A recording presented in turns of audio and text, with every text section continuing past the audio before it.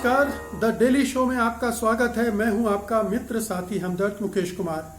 दोस्तों, आज एक बड़ी घटना हुई है। रिपब्लिक टीवी के प्रधान संपादक अर्णब गोस्वामी को गिरफ्तार कर लिया गया है।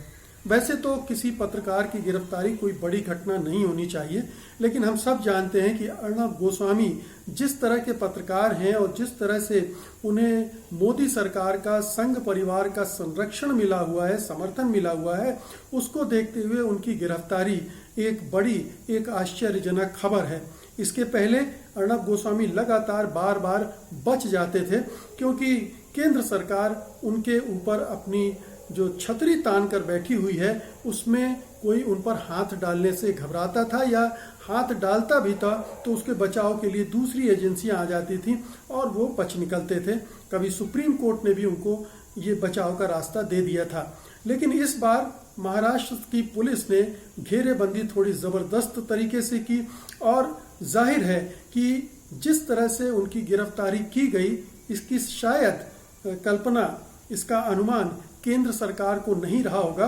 और इसीलिए आप देखें कि किस तरह की तिलमिलाहट मोदी सरकार के मंत्रियों के ट्वीट में आपको दिखलाई पड़ेगी। एक के बाद एक बड़े मंत्रियों ने, पावरफुल मंत्रियों ने, गृह मंत्री जैसे लोगों ने अर्णब गोस्वामी के समर्थन में ट्वीट किए हैं। तो ये अभूतपूर्व है, ये असाधारण है कि किसी एक पत्रकार के पक्ष में इतने सारे मंत्री एक साथ ट्वीट करें, और ये एक बड़ी घटना माना जाना चाहिए कि हालांकि ये एक बड़ा संकेत इस बात का है कि वो पत्रकार निश्चित रूप से जो सरकार है उसके समर्थन में होगा, उसका एजेंडा आगे बढ़ाता होगा, उसका प्रचार करता होगा।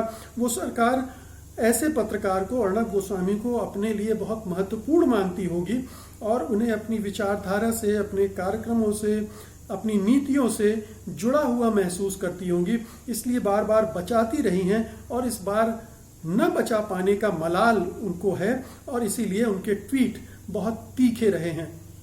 आज के द डेली शो में आज हम इन्हीं पूरी केंद्र सरकार की जो भूमिका है, जो मंत्रियों के ट्वीट हैं, और जिस तरह से उन्होंने अर्णब गोस्वामी के साथ खड़े होने की कोशिश की है और जो कार्रवाई हुई है उसकी निंदा भत्सना करने की कोशिश की है, उसका पोस्टमार्टम करेंगे। हम देखेंगे कि केंद्र सरकार के मंत्री जो ट्वीट में कह रहे हैं, दरअसल वो कितने उन तथ्यों पर, उन तर्कों पर खुद खरे उतर रहे हैं। क्या वो जो मुद्दे उठा रहे हैं वो सचमुच में उनसे जुड़े हुए हैं, या जब अपना पत्रकार फंसा है, जब अपना आदमी फंसा है, तब ये तिलमिलाहट निकल रही है, तब ये सिद्धांत, ये मूल्य, ये लोकतंत्र याद आ रहे हैं।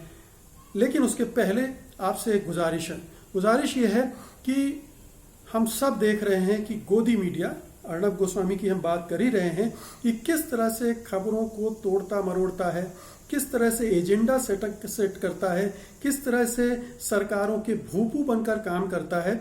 और ऐसे में बहुत ज़रूरी हो जाता है कि हमारे पास एक स्वतंत्र मीडिया हो, स्वतंत्र पत्रकारिता फले फूले देश में, और ये तभी संभव है जब हम आप उसके साथ खड़े होंगे, उसकी ताकत बनेंगे।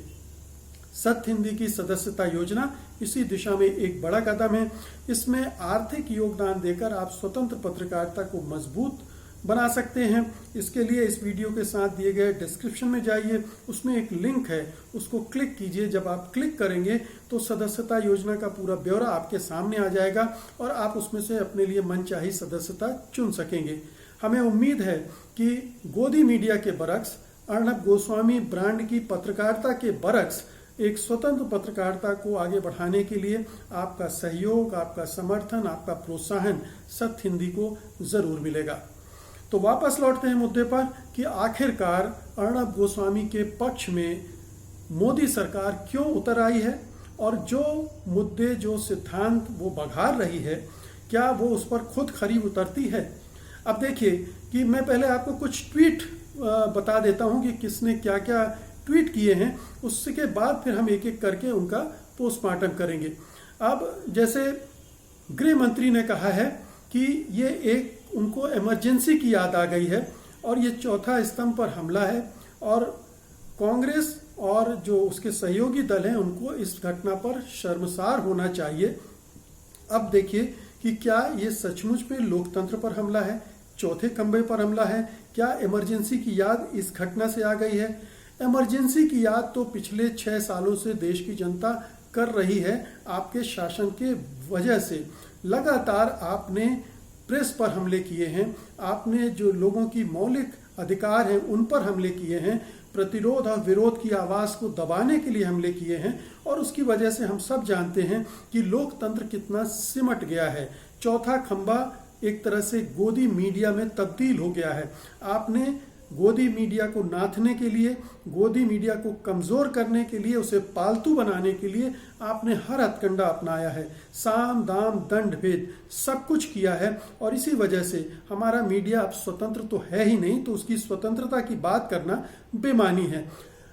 ये इसी तरह से प्रकाश जावड़ेकर का बयान है, जो कि सूचना एवं प्रसारण मंत्री हैं, उनकी जिम्मेदारी है, खास तौर पर जिम्मेदारी कि देश में प्रेस मीडिया फले फूले और उसकी स्वतंत्रता बरकरार रहे। वो कह रहे हैं कि ये प्रेस की आज़ादी पर हमला है। प्रेस की आज़ादी पर हमला तब नहीं होता जब उनके आलोचना करने वाले पत्रकारों पर हमले होते हैं, या उन पर अब एक लंबी फहरिस्त है, मैं अभी आपको बताऊंगा कि किस किस तरह से पत्रकारों पर हमले हुए हैं, किस तरह से पत्रकारों के खिलाफ कार्रवाई हुई है, उनका भी जिक्र करूंगा। लेकिन पहले कुछ हम बयान देख लेते हैं। फिर केंद्रीय गृह मंत्री राजनाथ सिंह ने भी इसी तरह का बयान दिया है। उन्होंने भी मीडिया की आज़ादी की बात की है। राजनाथ सिंह वैसे कम बोलते हैं, कम बोलने दिया जाता है उनको, लेकिन इस मौके पर पूरी जो ब्रिगेड है वो तैनात हो गई है अर्णब गोस्वामी के पक्ष में। जो विदेश मंत्री हैं जयशंकर, उनका कहना है कि स्वतंत्रता में विश्वास रखने वालों को इसका विरोध करना चाहिए। अब स्वतंत्रता का मतलब अर्णब गोस्वामी की स्वतंत्रता हो गई, रिपब्लिक टीवी की स्वतंत्रता हो गई, झूठ बोलने की स्वतंत्रता हो गई, प्रोपेगेंडा करने की, एक कुत्सित अभियान चलाने की छूट हो गई। ये क्या स्वतंत्रता है? ये मीडिया की स्वतंत्रता है या किसी एक व्यक्ति का अराजक हो जाना है, स्वच्छंद हो जाना है और अधिकारों का दुरुपयोग करना है? स्मृति ईरानी, वो बहुत बुद्धिमान नेता हैं, आप तो जानते ही हैं। उनका कहना है कि अर्नब के पक्ष में न खड़े होने का मतलब फांसीवाद का समर्थन है। जो सरकार पूरी तरह से फांसीवाद के रास्ते पर चल रही हो, जिसे फांसीवाद का प्रतीक माना जाता हो, जिसकी एक एक नीतियाँ फांसीवादी एजेंडे से, विचारधारा से प्रेरित हो, जो दूसरे धर्मों नस्लों के लोगों को दबाने में हर तरह से सक्रिय हो, काम कर रही हो, वो अगर फांसीवाद की बात करती है तो बड़ा हास्यास्पद लगता है। स्मृति ईरानी को थोड़ा पढ़ना चाहिए, बहुत पढ़ी लिखी हैं, हम जानते हैं, थोड़ा और पढ़ना चाहिए कि फांसीवाद दरअसल होता क्या है, कहाँ से आया है, और उसका और संघ परिवार की विचारधारा में किस तरह का तालमेल है, किस तरह का अपनापा है और कैसे वो आगे बढ़ाती है। इसी तरह से बिहार के उप मुख्यमंत्री होते हैं सुशील मोदी, उनका कहना है कि ये राष्ट्रवादी आवाज़ को दबाने की कोशिश है। अब इससे राष्ट्रवादी आवाज़ किस तरह से दबती है बताइए आप? क्या एक पत्रकार के दबने से राष्ट्रवादी आवाज़ दब जाती है? ये राष्ट्रवादी नहीं, फांसीवादी आवाज़ है। अर्णब गोस्वामी की आवाज़ पत्रकार की आवाज़ नहीं है, एक फांसीवादी प्रचारक की आवाज़ है। वो प्रचारक की तरह काम करते हैं, प्रोपेगेंडिस्ट हैं, ना कि जर्नलिस्ट हैं। अब हम आते हैं कि देखिए, ये एक पाखंड है जो अब लोकतंत्र का नाम ले रहा है, चौथे खंबे का नाम ले रहा है, मीडिया की आज़ादी का नाम ले रहा है और तमाम तरह के ये जो मूल्य हैं जो स्वतंत्रता के, उनकी बात कर रहा है। लेकिन जब गौरी लंकेश की हत्या हुई थी तब कितने मंत्रियों ने ट्वीट किया था, कितने बीजेपी के मुख्यमंत्रियों ने ट्वीट किया था, कितने बीजेपी के वरिष्ठ नेताओं ने ट्वीट कर उसकी निंदा भर्त्सना की थी? किसी ने नहीं किया था। बहुत सारे जर्नलिस्ट जो एक के बाद एक पकड़े गए हैं, परेशान किए जा रहे हैं, और झूठे आरोप, राजद्रोह से लेकर और यूएपीए जैसे आरोप कानूनों के तहत उनको गिरफ्तार किया गया है, उनके बारे में जब उन पर ये सब कार्रवाई होती है तब इनका कोई ख्याल नहीं आता। 9 लोगों के नाम आपको मैं गिनवा रहा हूं। अभी हाल में सिद्दीक कप्पन को गिरफ्तार किया गया था आगरा जाते वक्त हाथरस की घटना के समय। उसके पहले किशोर चंद्र वांगखेम जो कि मणिपुर के जर्नलिस्ट हैं, उनको अरेस्ट किया गया था क्योंकि उन्होंने जो मुख्यमंत्री है, एक बार आरएसएस की आलोचना की थी और एक बार मुख्यमंत्री के बारे में एक ट्वीट किया था, उसको लेकर। प्रशांत कनौजिया आपको पता है कि दूसरी बार गिरफ्तार हो चुके हैं। राजीव शर्मा हैं जो कि असम के जर्नलिस्ट हैं, उन पर भी इसी तरह से उनको गिरफ्तार किया गया था। धवल पटेल, उन्होंने गुजरात के मुख्यमंत्री के बारे में ये कह दिया था कि उनकी कुर्सी डावाडोल है, इसी पर उनके खिलाफ राजद्रोह का केस दर्ज करा दिया गया था। इसके अलावा नरेश खोहट हैं जो कि हरियाणा के जर्नलिस्ट हैं, उनके खिलाफ, फोटो जर्नलिस्ट हैं, उनके खिलाफ कार्रवाई हुई थी। राहुल कुलकर्णी हैं, मुंबई बेस्ड जर्नलिस्ट हैं, उनके खिलाफ कार्रवाई हुई थी। और राजीव शर्मा हैं जो दिल्ली के जर्नलिस्ट हैं, उनके खिलाफ भी कार्रवाई हुई। उनके खिलाफ दरअसल उन पर आरोप है कि वो चीन के लिए जासूसी कर रहे थे या गोपनीयता कानून का उल्लंघन किया था। तो किसी भी जर्नलिस्ट को किसी भी कानून में फंसाकर, चाहे वो राजद्रोह का हो, चाहे ऑफिशियल सीक्रेट एक्ट हो या यूएपीए हो, कहीं से भी कोई आरोप गढ़कर, और यही नहीं है, वो जो भीमा कोरेगांव मामले में 16 लोगों को गिरफ्तार करके जेल में ठूस दिया गया है, वो भी हैं। तो ये पूरा जो मामला है, आप देखिए, कहीं कोई सीए के खिलाफ जो आंदोलन चल रहे हैं, दिल्ली पुलिस जो कार्रवाई कर रही है, उसको देखकर तो पूरी दुनिया भर ने उस पर टिप्पणियां की हैं। और हमारे गृह मंत्री कहते हैं कि ये इमरजेंसी लाइक सिचुएशन दिल्ली में है। माननीय अमित शाह जी, जरा उसको ध्यान से देखिए।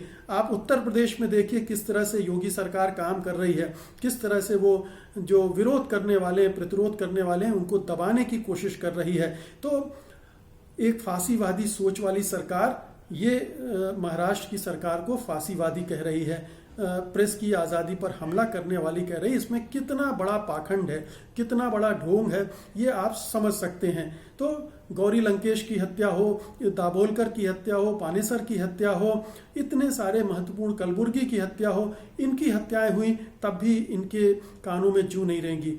अब जरा उन पर दया नहीं आती है, जो उनके बारे में ये नहीं सोच रहे हैं जिन्होंने आत्महत्या कर ली है अर्णब गोस्वामी के व्यवहार की वजह से। ये आरोप है, हालांकि इसकी जांच होनी है, लेकिन उसने अपने सुसाइड नोट में लिखा है कि अर्णब गोस्वामी की वजह से हम आत्महत्या कर रहे हैं। तो क्या हमारी बीजेपी, हमारी सरकार, क्या एक पत्रकार के पक्ष में इस तरह से खड़ी हो जाएगी कि जो पीड़ित पक्ष है उसको पूरी तरह से अनदेखा कर देगी?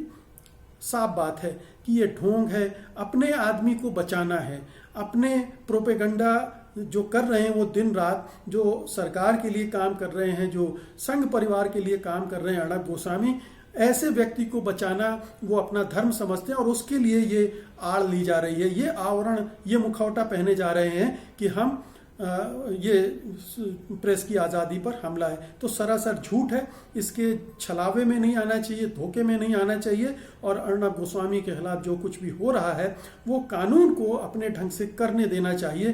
कानून खुद तय करेगा कि अर्णब गोस्वामी दोषी हैं या नहीं हैं। ये केंद्र सरकार तय नहीं करेगी, ये राज्य सरकार तय नहीं करेगी, ये पत्रकार बिरादरी भी नहीं तय करेगी। पत्रकार बिरादरी को भी इसमें नहीं पड़ना चाहिए। जो इसकी निंदा कर रहे हैं वो भुलावे में हैं, वो गलत राह पर हैं, इससे उन्हें अलग करना चाहिए। ये व्यक्तिगत मामला है, आपराधिक मामला है और इससे अर्णब गोस्वामी को खुद निपटने देना चाहिए। तो दोस्तों, ये थी आज की मेरी वीडियो रिपोर्ट। उम्मीद है कि आप इसे लाइक करेंगे, शेयर करेंगे और जिन्होंने अभी तक satyhindi.com को सब्सक्राइब नहीं किया वो इसे सब्सक्राइब भी करेंगे। मुझे अनुमति दीजिए। नमस्कार। सत्य हिंदी के और वीडियोस को देखने के लिए हमारे YouTube चैनल को सब्सक्राइब करें और सीधे नोटिफिकेशन पाने के लिए बेल आइकन दबाएं।